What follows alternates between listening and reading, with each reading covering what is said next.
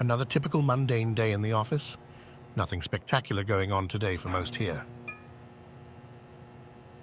However, for this short Asian adult male, it was his birthday.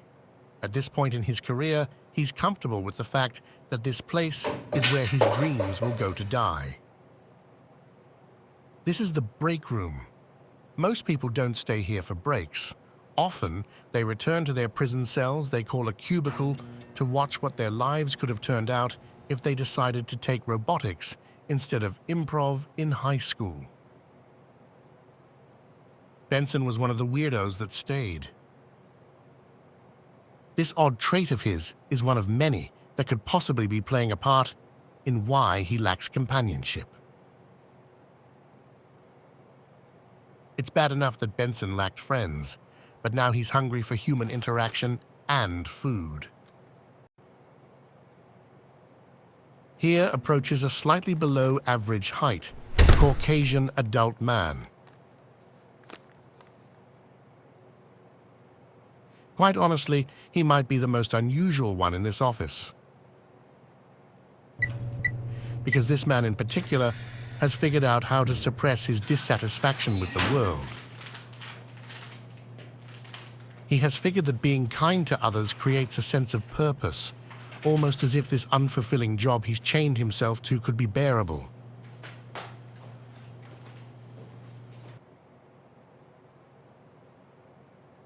In a world filled with disappointments, sparks of kindness ignites hope.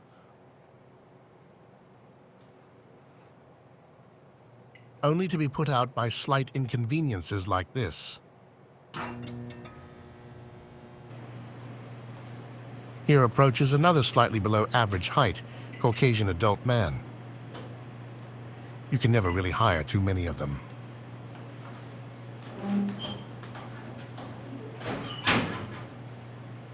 At this very moment, Benson would disagree with my statement if he could in fact hear me.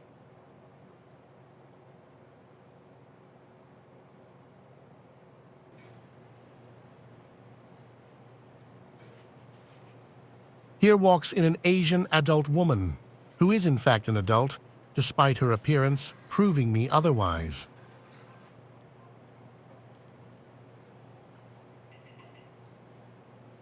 And just like Benson, this lady, from some odd phenomena, had her dollar eaten by this vending machine.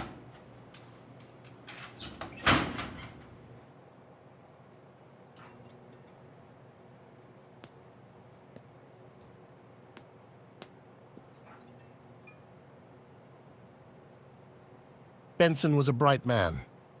Obviously not the brightest cause who works on their birthday, but he was quick enough. Because unlike many of his cellmates, he found out that this particular machine was magically racist. Well, I guess not so magical. So Benson sought out to play along with the machine, even if it did gravely disappoint him that it worked. Or so he thought. It turned out that the machine was smart enough to see through his magazine trick, but oddly, not through prejudices.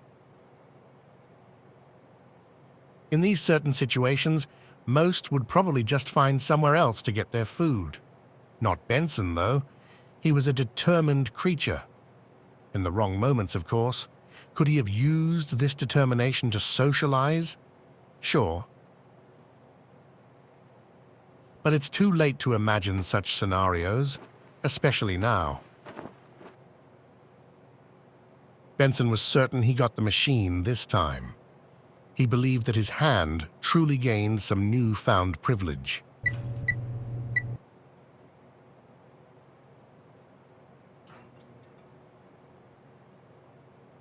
Sadly, Benson's hopes of getting those crackers was as distant as it was when he came out of the womb a minority.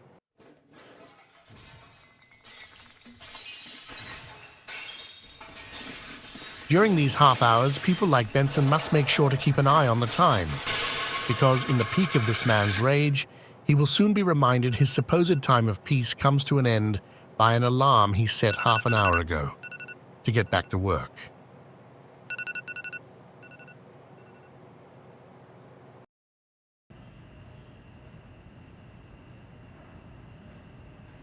Benson is of many individuals that live in this frustratingly cruel world who struggle to find a reason to smile.